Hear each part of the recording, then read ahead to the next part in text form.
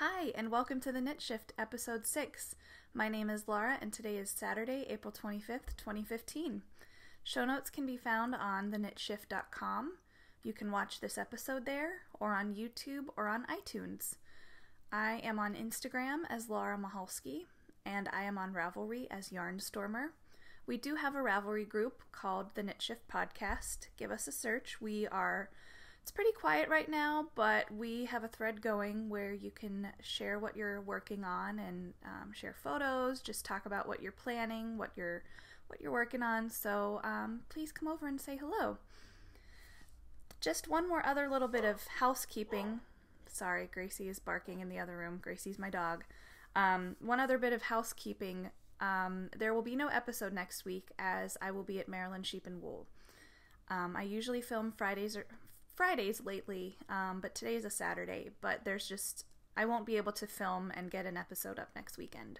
However, I will be filming with Kate of the Stitch Addiction podcast and Amanda of Not a Podcast at some point over the weekend because we'll be spending a good bit of time together. So you can look forward to that sometime in the next 2 weeks, I think that'll be pretty fun.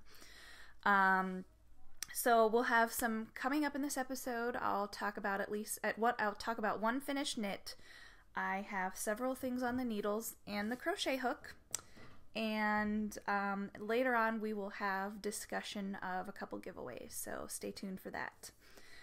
So hello and welcome if you're a new viewer, and welcome back if you're returning. It's really nice to spend some time with you, and I hope you find this interesting in some way. I don't know. Pardon my voice, by the way. I woke up this morning and I just kind of have a sore throat. I was outside quite a bit yesterday and it was kind of chilly, and I'm afraid I might have given myself a cold. So I'm drinking tea and a lot of water, and I totally plan to not leave this couch today. So I'm gonna enjoy this day off. So pardon me if my voice is not quite as loud as it normally is. So it's been a good week despite not feeling fantastic right now. It's been a busy week. I worked last Saturday night overtime, so I only had a one-day weekend a week ago, and it's been a busy work week. I got a great phone call from a friend right after I finished filming last week, which I'll tell you about in a few minutes. It relates to a knitting project, I promise. Last weekend, my boyfriend and I watched The Babadook. If you are interested in horror movies, I totally recommend it. It's very good. It's not the typical have something sneak up and scare you. It's a really good movie, and it's not just a horror movie. It's a movie about family and grief, and it is scary, but I scare very easily. If I'm focusing at work and typing away and reading a story, I will, if someone comes up behind me and touches me, I just jump really easily. So I'm very easily scared at horror movies. So don't take my word for it, but I really enjoyed it and I recommend it. It's on Netflix if you have Netflix. I had a lunch date with a friend and it was great. We had shawarma and she gave me some supplies for a project, which I will discuss in a few minutes. And yesterday, I had a knitting date with a friend it was a kind of a knitting blind date with my coworker's wife. We did that about 3 weeks ago, and she's a knitter and she wanted to learn 2 at a time toe-up socks. So I met with her about 3 weeks ago, and she's rocking those socks, and we met again Thursday, and she started the gusset and is probably close to starting the heel turn and the heel flap. So that was fun. It's been a beautiful week weather-wise. It's been 65 degrees, sunny. I ran a few times this week, just to get out and get some fresh air, and it was really wonderful, and I hope to keep doing that before it gets too hot out. And then yesterday was my day off. I'm off on Fridays and Saturdays. I went to the Outer Banks with 2 friends, one of whom has a daughter who's about 6 and a boy who's about almost 2. And we had planned this ages ago because her husband is deployed right now, and it couldn't have worked out better with the weather, and it was just beautiful. And I live in Southeast Virginia, and the Outer Banks are only about 90 minutes away. So my boyfriend and I go down there a lot just to have lunch and come back, because there's a restaurant we really like. And we drove down. We all carpooled, since, you know, she had car seats to worry about. So we all went down in my friend's car, and we ate lunch at this restaurant that we all really like. It's called Kill Devil Grill. If you are ever in the Outer Banks, I cannot recommend this restaurant enough. It's an old diner car, and they have expanded the tables, so there are more than there used to be, but it's still quite a small place. But they always have fresh seafood, local seafood, a fresh fish sandwich of the day, or, you know, mahi over grits, that kind of thing. And it's all really reasonably priced. The service is wonderful. But the reason my boyfriend and I like to go there a lot is for their key lime pie. I work in a news organization, and we do taste tests where we, once a month we say, okay, readers, nominate your favorite meatloaf or your favorite onion rings, and people send in their nominations, and then we have a panel come in and judge the places that got the most nominations. Well, we did it for key lime pie a few years ago, and even though this place is 90 minutes away, it was one of the top options. So it's really good key lime pie. It's just the perfect tart sweet balance. I was never even that much of a key lime pie fan until I found this place, but they have fresh whipped cream on it, and the crust is made of Nilla wafers and probably graham crackers and butter, and there's some strawberry sauce on it, and it's just to die for. It's so good. So we ate all of that. Pardon me, I'm going to have a sip of water. Only the classiest drinking utensils on my podcast. Dickey's barbecue pit, faded old glass, but I chose it because it's the biggest glass, and I knew my throat hurts. So after we ate, we went to the beach, and the kids played. It was really chilly, though. It was about 55 degrees, 60 degrees, and I had on a dress and leggings, and I ended up putting my towel over me because I was so cold. But the sun was out, the water was gorgeous. I posted some photos on Instagram, actually, if you follow me on there, and the water was just this beautiful blue-green, and there was no one around, and we sat there, gosh, probably 90 minutes, almost 2 hours, and I knit, and it was just really lovely, and, pardon me, and it was just a really nice, relaxing day, but I was out all day. And then I came home last night, and I was thinking about recording, but I was so pooped from all the time in the sun, so I just kind of took it easy on the couch and woke up, and here I am. So that was my week, but let's get on to the knitting. I know that's why we're all here. I have my phone. I take notes on my phone, and I'm using my phone this week, so I have to scroll up a little bit. Pardon my coughing. I'm afraid I'm going to do a bit of that this week. I have one finished project to show you. Last week, I don't even remember where I was on this project, but I have finished my diluted cowl. It's really long, as you can see. I will try it on. I have lipstick on, so I have to be careful when I pull it over my head. So pardon my funny face as I do that. But it's really cozy. I'm quite happy with how it turned out. The pattern is Diluted by Karen McCall. It's a $5 pattern. I used a variety of needle sizes, and I can't really say much more than that because it relates to how the pattern is constructed. But it's a very simple pattern. If you're a new knitter, I highly recommend it. If you're an experienced knitter and you want something mindless, I highly recommend it. I'll take it off again here. But I like it because the bottom is more drapey and the top is a bit more form-fitting. So I can see this being something I will wear in the winter and really enjoy, like if I'm walking the dog. This yarn is a gradient yarn, obviously, from, it's by Texas Dyed Wool, which is a dyer on Etsy. So the colorway is orange can be neutral. So it starts with gray and moves into white and then moves into this almost cantaloupe shade. It's not even, I would barely describe it as orange. I really am happy with how this turned out.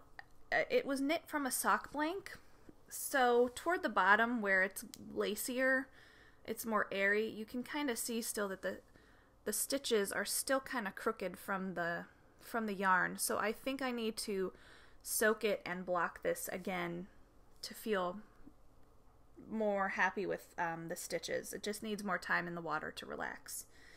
But I still really love it. Tell me this. Maybe you guys can tell me this. I have problems, you know, this pattern required a lot of stitch markers, and it was often where you switch from one type of stitch to another. So I have these sections occasionally where, like, see this is where it went from like purling to knitting, and there's just that channel down the middle, and it probably gets worse with, you know, the bigger needle sizes toward the bottom. But it's kind of frustrating because I guess I just need to, when I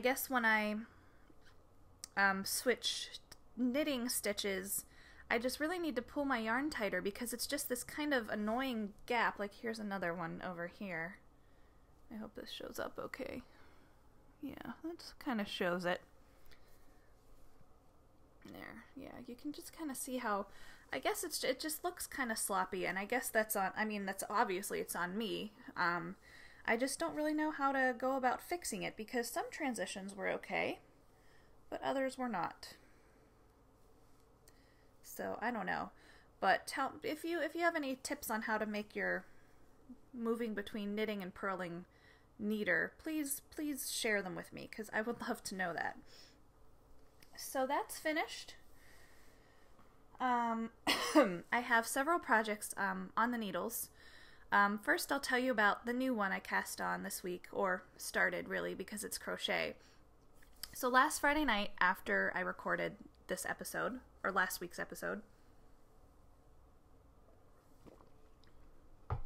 I had plans to FaceTime with a dear friend of mine from college, and we had already planned to talk because we have been kind of planning a trip for me to go see her in New York City, and we hadn't finalized a date. So when she said she wanted to talk, I thought, oh great, we can finalize a date. She's a school teacher, and summer's the only time I can visit her. And I haven't seen her since her wedding in 2011, so I'm really excited to see her. So she calls me on FaceTime, and the call starts with a photo of a sonogram. And I was so excited for her and her husband. And that's kind of the best pregnancy announcement, when you have zero idea or inkling that it's coming. So I got all emotional, and I'm so happy for her and her husband. So we had a really good call, and we planned a date for me to visit her in August. She will be 8 months pregnant, so not that I have any designs on sightseeing. I've been to New York several times. I've done the sightseeing thing. I would much rather just visit my friend and hang around her neighborhood and get pedicures and just have a nice little weekend. Her husband will be out of town on a bachelor party for a friend, so it'll just be a girls' weekend, so we can do baby crafts. She's a knitter, actually. In college, we had a honors psychology together, and that's where we met. And it was just a really bizarre class because our professor talked less about psychology and more about quantum mechanics and that kind of stuff. It was really it was interesting but bizarre. And we both became tutors at the writing center at Penn State. And we would just hang out, and we were very similar personalities, and she's just wonderful, and I love her to death. So Where was I going with this tangent? Oh, she's a knitter. I'm sorry. I'm really tired and not feeling well, so I'm losing my train of thought. She decided she wanted to knit a sweater, and I think she just decided to knit it. She knit it for someone, a friend of ours, and didn't knit a gauge swatch, hadn't knit much in her life, and just whipped out this beautiful sweater. And it fit the recipient, and I was just like, and this was before I got into knitting, and I was just totally intimidated, like, wow. So she's a knitter, she knows what's up, so I had to start a project for this baby that will be quite loved. And they are not finding out the sex of the baby in advance, which is exciting, actually, I think. And I want to knit this baby some clothing, but I had this immediate urge to start a blanket for this little one. And I could not knit a blanket. I'm not a fast enough knitter. I would have to use chunky yarn. And I don't want to knit a blanket out of chunky yarn. So I have a ton of Plymouth Encore lying around my yarn room from a blanket I made for my boyfriend. I made him a ripple blanket in all sorts of colors. So I've been wanting to make another blanket from what's left, but just never had a recipient in mind. I knew I wanted it to be a child. So when she told me she was expecting this baby, I thought this is the perfect, and I'm not kidding you, we FaceTimed, I think I had dinner, and I could have sat down and worked on any number of knitting projects, but I just, the thought occurred to me of crocheting a blanket for this baby, like I went into my yarn room that very second, I pulled out my ripple book, I pulled out my hooks, like I have not touched it since that night, since I started it, but I got a very good start to it. So all of this is a build up to showing you this blanket. So it is, I don't know how wide, not even 3 feet, but it starts with orange and goes to cornflower blue, eggplant, royal blue, pink, and now I'm on to starting yellow. And while we talked, I tried to suss her out on what they were thinking with the theme for the nursery, and we talked about clothing choices in terms of not finding out the sex of the baby in advance, and, you know, she was talking about blue for little girls, so I thought, if I put a little pink in this and she has a boy, I don't think she would mind. And pink is her favorite color, so I just want this to be a really bright, happy, cheerful blanket. I think I will try and make it a square, and if I feel like it needs to be longer, I'll make it a little longer. So this pattern is the Soft Waves Ripple. I cannot recommend this book enough. 200 Ripple Stitch Patterns by Jan Eaton. Soft Waves is toward the front of the book. In fact, my copy of this book just kind of falls open to it all the time. So here's the Soft Waves pattern. It's just really, really nice and gentle waves. I could have gone with a deep V, like, you know, a blanket I keep, normally it's on the back of the couch, but I put a different blanket there this week. But this book is great because it has, on one side of the page, it'll have a knitted pattern, and on this side it'll have crochet. And it's got 100 of each, so I would love to eventually knit a blanket and maybe do a chevron blanket for a little one. But that day is not here yet. And there's even some lacy ones, like here's like a nice little fishtail type thing. So, great book. Highly recommend it. I am using let me see here. I think I am using an H hook? Yes, H, 5 millimeters. So I'm gonna crochet this off and on. You know, the only deadline is when I see her in August, so I am in zero rush for that, to finish this. So it'll be a nice, and you know, I did this all of 1, 2, 3, 4, 5, I'm on 5.5 colors. I did all of the colors in one night, and I just really enjoyed how relaxing it was to crochet again. I hadn't crocheted in years, so I'm definitely going to be enjoying this process. I was a crocheter before I was a knitter, so in some ways crochet feels more familiar to me than knitting just because I've been doing it longer. But in recent years, by far, knitting has taken up 95% of my crafting time, with crochet at 3% and cross stitch at 2% probably. So that's that project that I've been working on.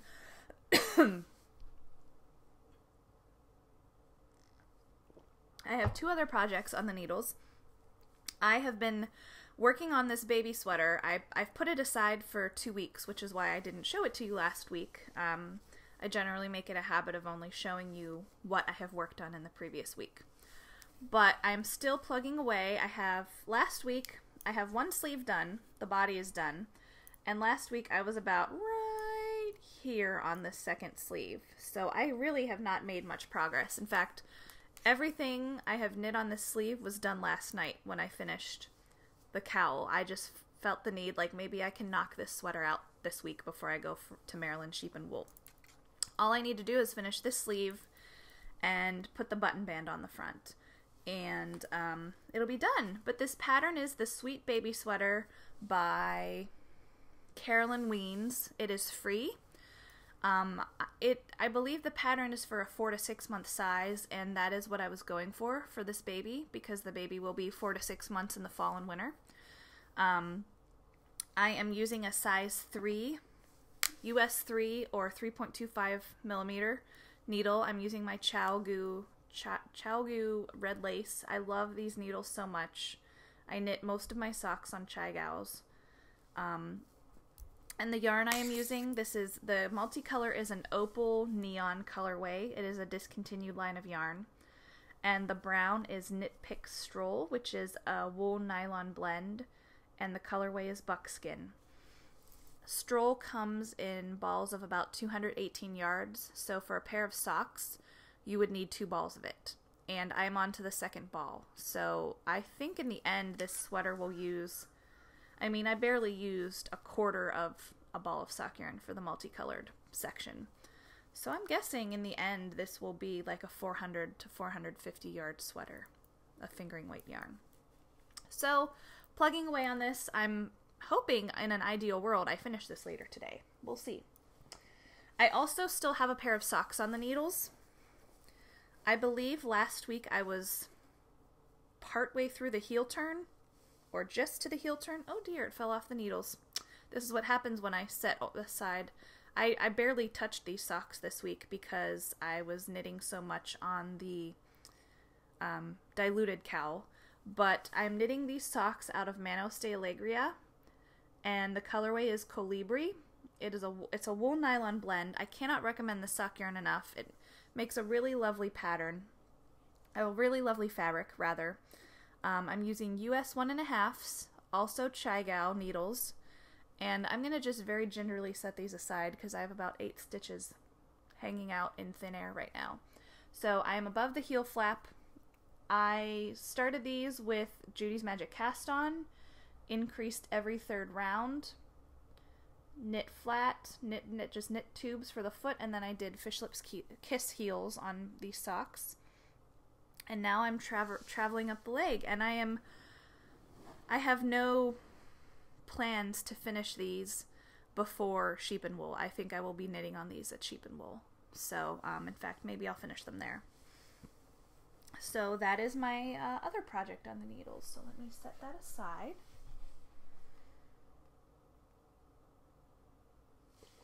What else? Oh, on to future knitting. So in last week's episode, I talked about a knit along going on with the Stitch Addiction podcast. Kate is doing a May and June shawl knit along, and there will be prizes, and details are over on her Ravelry group, so check it out. Last week I talked about it because I could not decide what I wanted to make.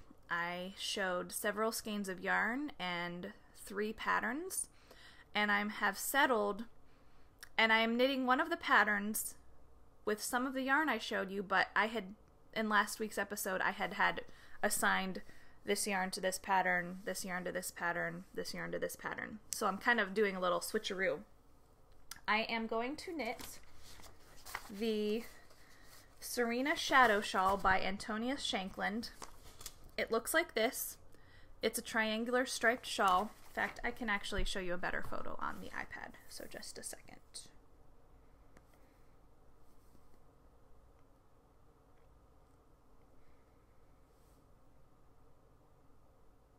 Sorry.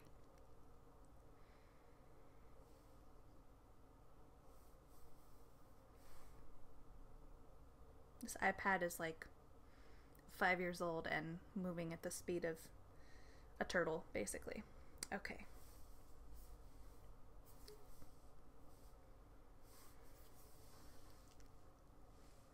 So there you go. It's a beautiful two-stripe shawl. It calls for DK weight.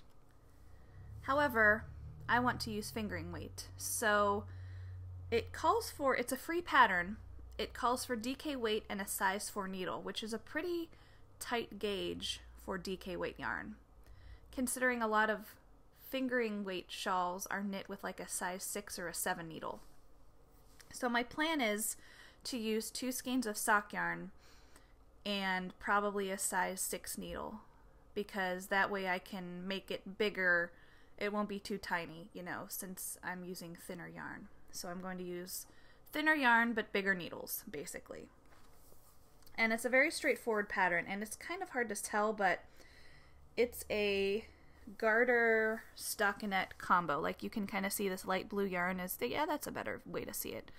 You can see the light blue is garter, and what's in between the rows is stockinette. So it'll have a nice texture to it. So I had showed you a pale blue and a brown yarn combination for it, but I wasn't totally sold on that color combination last week. I was really sold on this peach and teal combination. I just can't stop thinking about it. I want to cast this on immediately. I just love these colors together so much. This peach is Fleece Artist BFL sock. 80/20 Blueface Leicester, 20% nylon, and 325 meters, so I'm guessing not quite 350 yards. So it's kind of short in terms of yardage. I love BFL sock yarn. I think it is my favorite sock yarn. It's not as soft as merino, but it just wears so well for socks, and depending on the base, it's just a really nice sock yarn. I really love knitting with BFL. So it's Fleece Artist is a Canadian company, and I bought it at a yarn store on a trip to Montreal about 1.5 years ago. And I've never knit with Fleece Artist, but I'm very excited to. And the peak, this is from Copper Corgi Studios. And this this camera is not quite picking up the color. It looks more blue than it is. It's more of a green. This is Copper Corgi Studios. Copper Corgi Fiber Studio, pardon me. Savannah sock, 100% superwash merino, 460 yards. So I am thinking, because I have more yardage of the green, I am going to make the stockinette portion will be the peachy shade, and the garter portion will be the darker color, the green, since I have more yardage. I'm really excited to cast this on. It is entirely possible I will cast this on tonight. That might be my reward if I finish that baby sweater. The knit along officially starts May 1st, but Kate has decided that if you have a shawl that is less than 25% finished before May 1st, it is allowed to count in the contest. So there's no way I will be at 25% before May 1st. So I might just cast it on just to kind of have it started and just leave it until next weekend. So that is one knit I am planning. When I finish those Manos socks, I've already chosen yarn for my next pair of socks. And I chose this because I purchased it at Maryland Sheep and Wool last year. And I have yet to knit a pair of socks with speckly yarn, and I'm dying to. This is Gail's Art Wonder Sock in the graffiti and asphalt colorway. I have the tag here. I was good and I held on to the tags when I wound these up last night. So it's Gail's Art Wonder Sock Yarn, Superwash BFL 75% and 25% nylon. Again with the BFL. This colorway, winding it up was so much fun last night because there are it feels like there's hundreds of colors in this one skein of yarn. I mean, here in the middle, just the very end of the yarn where the cake begins, you have green and mustard, white. I don't even know what that is right here. Melon, sky blue, green, mustard green. Like, there's like 20 colors in the first 8 inches of the yarn. So these are going to make fantastic socks. I am so excited. Watching it wind up was just so exciting. I really can't wait to cast these on. I also might cast these on before Sheep and Wool, just to have them, just so I don't have to think about casting on when I'm out and about with friends, and you know, that way I can just focus on knitting and talking at the same time. I'm not one of those knitters that can bring a lace shawl to knit night. I can't do it. I am a, pardon me, I love stockinette stitch so much. That's why 95% of the socks I knit are plain vanilla socks, because I love stockinette. I love knitting in the dark at the movies. I don't have to think about it. It's the best for me. So at Sheep and Wool, I don't want to have to think about counting much, maybe beyond the toe, really. So I'm going to start those pretty soon, too. And that's it for future knitting for right now. I don't like to have 87 projects on the needles. I like to focus on just a few. It stresses me out, I think, to have too much on the needles, if that might sound kind of silly. But I really like to focus on the few projects I have and get them done. And, you know, there's always that conversation of, are you a process knitter? You know, are you all about the knitting, the mechanics of knitting itself, or are you a product knitter because you really want that finished item? I think I am 2/3 process, 1/3 project knitter. I really love knitting and the act of knitting. It's just my favorite thing. And I'm excited when I finish the project, don't get me wrong, but I just like to knit, you know? It's not necessarily about the end game, unless it's something I'm super, super excited about. Like, I'm really happy with this cowl I made, but I don't know. I don't want to sound like I don't like what I make, because I love what I make, but I just really enjoy the act of knitting most of all. And the finished objects are icing on the cake, I guess you could say. Unless it's something like my first sweater. There's a couple projects I really, really love, and maybe a couple projects I've finished that I really adore. So maybe in the future I will talk about my favorite knits and why I love them so much. Maybe I'll do that. That'll be a future segment. So, what is next? I have no stash acquisition, no yarn to show you this week. No yarms. If you're new watching, I like to call my stash enhancement segment yarms, because that's just the stupid word I made up for when I would get mail and I'd tell my boyfriend, hey, I got some yarms today. So I have no yarms to show you, but as we say in the journalism world, I'm burying the lead on this episode because, you guys, this was the week of well-timed in terms of stuff I had been thinking about, but poorly timed for my wallet. I happened across 3 Etsy updates of places I had never purchased from before, but have contemplated for a long time, and I just happened upon them moments after they began, less than an hour in every instant. One was minutes. And two, of the 3 Etsy purchase. Of these 3 Etsy transactions, I'm only going to tell you about the one with the item that I have. I'll wait until the other 2 objects get here next week. They're both yarn, the stuff that has yet to arrive. But it was just fortuitous timing, I guess you could say. So I just kind of took it. So basically, this is a lot of build up to tell you I bought a spindle. I have been thinking about spindle spinning for a long time, but it's been a rabbit hole I've been very afraid to go down, because it is a whole new aspect of the fiber world. I own no fiber. And you know, I can tell myself, well, all you need is the one spindle, and you know, you'll just buy fiber as it happens. No, that's not how it's going to work. I'm going to buy some fiber at Sheep and Wool. I can guarantee it. So this was last Sunday, actually.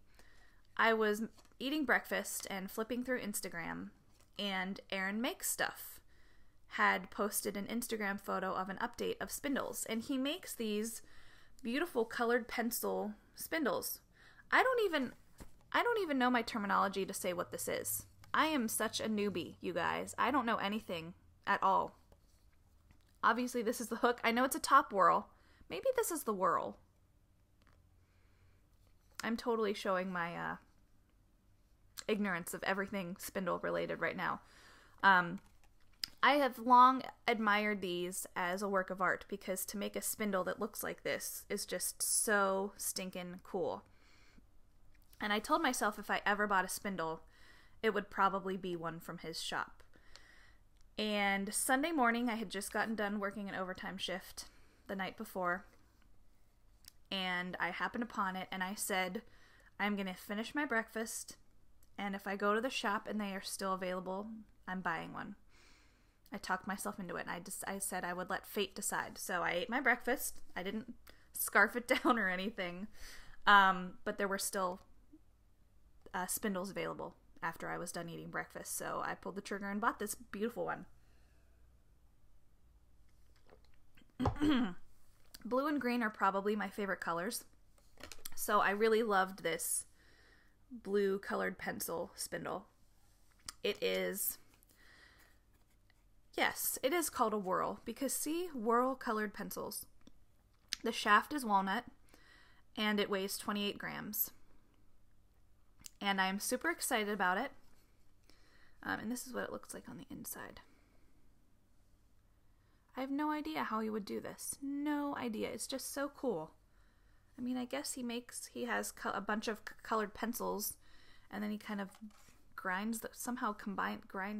melts them together and then grinds down the inside. Who knows? It's just so cool. So I'm really excited about this development. I'm going to bring it to Maryland Sheep and Wool. Kate of the Stitch Addiction podcast is a fantastic spinner. She started with spindles and then now has a wheel.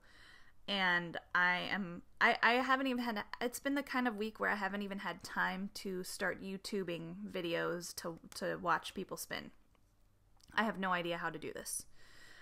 I had lunch with my friend, the friend who I ate shawarma with. She is a spinner, and she very thoughtfully gave me some fiber to practice with.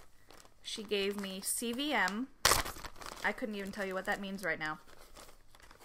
And it's this lovely natural colorway, kind of a taupey gray-brown. And she gave me Coopworth. She gave me these because they have a long staple. I do remember that term. They have a long staple, which makes it good for spindle spinning and good for new spinners. And the Coopworth, it is so fluffy, and it feels like marshmallows. And I might have already purchased some fiber on a Ravelry D-stash. That might have happened, and it might be coming next week. So I'm doing a little shopping before Maryland Sheep and Wool, which was not my plan. But I was feeling bold, and I did it, and I pulled the trigger, and I'm very happy about what I have coming to me. So perhaps in my next episode in a few weeks, I will have something spindle related to show you. Maybe I will have actually bit the bullet and done some spinning. I'm not someone that barges into things brand new, and I want to learn first. I like to read, I want to know what I'm getting into. I want to read the instructions. I want to watch videos for a little bit. I just feel like I will be more prepared. I'm not a crazy risk taker, I guess you could say, and I don't want to waste really nice fiber like this fiber I have coming to me and what I will buy, no doubt, at Maryland Sheep and Wool. I don't want to waste these things on learning. Maybe I'll buy some more practice fiber to practice with. Just to kind of get my feet wet and feel a little better before I pick up some beautiful dyed fiber. So that was my big excitement this week. I still can't believe I bought it. I'm super excited. I have no idea where this will take me. I love knitting with hand spun. I've only done it a few times. In fact, I have some hand spun in my stash that I'm really dying to knit with to get myself even more excited about what I'm about to embark on with spindle spinning. And I'm not even thinking about the W word, wheel. I am not even allowing myself to think about the idea that this could proceed to that level. It might. It probably will. But I'm not letting my brain even go there because that's just too much. Too much to think about right now. So, that brings me on to just my final segment, which I call it yay, but I'm trying to find a better word for it.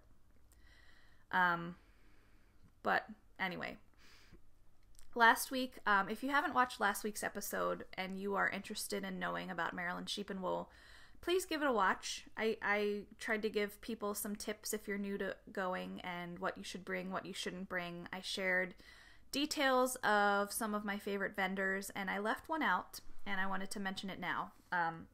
Jill Draper of Jill Draper Makes Stuff Yarns will be there. She is apparently sharing a booth with Jenny the Potter, who makes those lovely mugs that everyone goes wild for. So I'm going to Sheep and Wool with Amanda and Kate and my friend Maeve, the podcastless Maeve, but who knows, maybe we can get her to change her mind.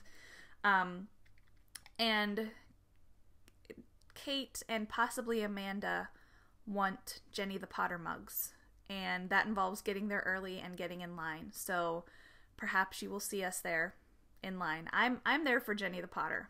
I'm there for Jill Draper. I am ambivalent about buying a mug.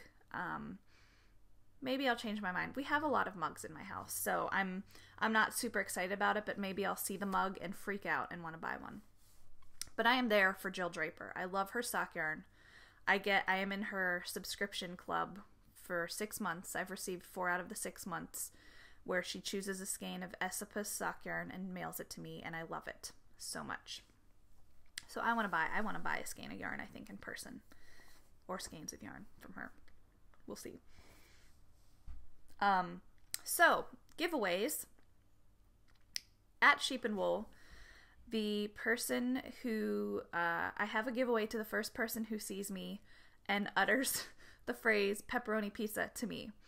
That sounds kind of stupid probably, but I decided to do that because, and if you see me, please say hello.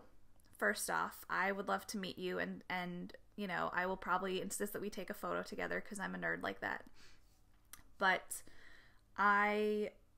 if you say the magic phrase to me and you're the first person to do so, it says to me you've been watching the podcast in the past 2 weeks. So that's kind of exciting. So I want to reward the first person who does that. So if you see me, say pepperoni pizza, and I will give you this skein of yarn.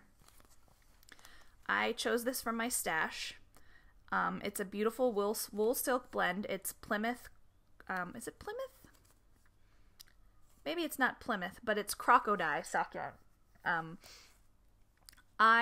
This is the only skein of it in my stash, and I love this. I admire this yarn so much. It is wool silk.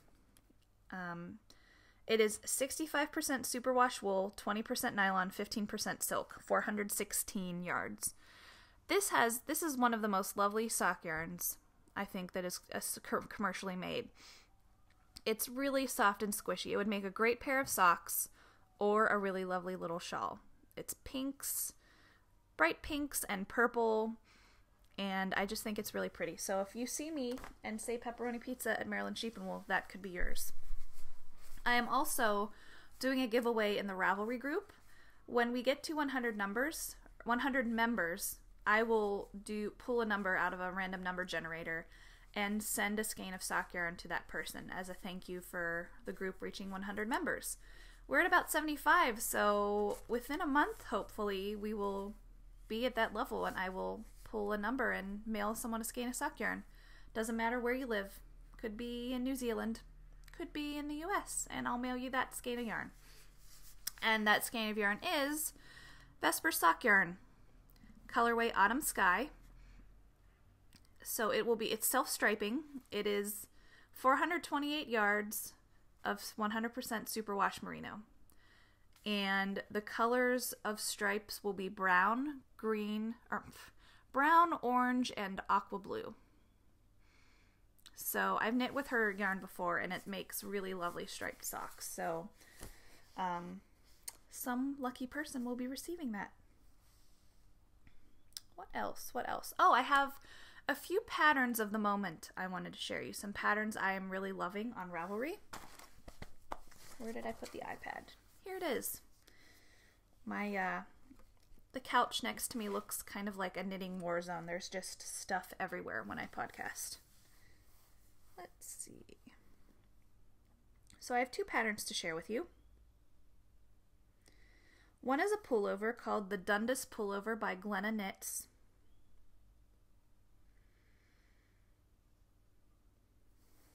I just think this is so lovely. It's knit from DK yarn. It's got lace in the front. The lace panel on the front is the same as the lace panel in the back. And she designed it to be like a nice transitional sweater from spring to cool summer nights. Glenna is a friend of a friend. I've never met her. She lives in Canada. I think she used to live in Washington, D.C., where my friends live. And my friends rave about her patterns. They are fantastically written. They are beautifully designed.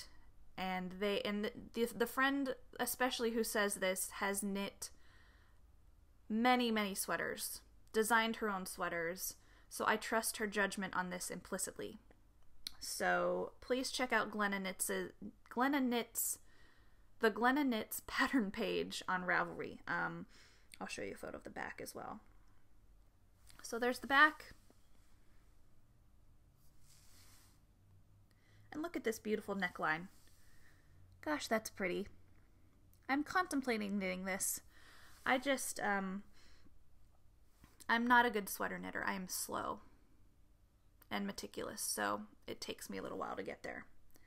So that is one pattern I wanted to show you. The other is a beautiful shawl, and Dundas is a new pattern. The other pattern is a scarf shawl type pattern that I discovered while bouncing around Ravelry, as you do. I don't even know how to pronounce this. I guess it is Semele or Semele, but I just saw the lace work on the border and I gasped. How beautiful are those leaves? It's a triangular shawl. It's very wide, but it's rather shallow. It's just very, very mildly crescent shaped. Let me pull up a better photo. This is a lace. I believe you can knit it in lace or fingering weight, but how beautiful is that with the airy, airy lace? I really think I would love to make this. It is Glenna's pattern is about $6 American. I believe it's about $5 Canadian. This shawl pattern is €5, which Ravelry tells me is $5.58 in US dollars. And this leafy, and I'm a bad podcaster. I didn't tell you how the sweater was constructed. The sweater is a raglan style sweater, but it is knit from the waist up, but it is seamless. So there's that. This shawl is knit in one piece from one corner to another. And the border and edging are knit as you go, so that's kind of nice. So those are the two patterns I wanted to share with you that made me happy this week on Ravelry. And that about brings me to the end of the episode. I was wearing lipstick, but I have apparently lost it on my cup. So I won't share my lipstick of the week with you till I have an episode where I'm not drinking water every 2 minutes. So, again, I will not be podcasting next week because of Maryland Sheep and Wool, but my tentative plans are to get there really early Saturday and be at Jenny the Potter and Jill Draper early before the vendors are allowed to sell and wait in line, which should be an adventure. And if the weather holds up and is lovely as it is currently forecast to be, my friends and I will have a big blanket on the side of the hill, and once we're done shopping, we'll probably just hang out there if the weather is beautiful, as it has. We've been so lucky the past few years. It's been really gorgeous the past 4 years or so, and I'm hoping the current forecast of sunny and 72 degrees holds up, so we'll see. But please say hello. I would love to meet you if I don't know you. And I guess that's it. So thank you for watching, and thanks for sticking with me throughout this episode, and I will see you in a few weeks.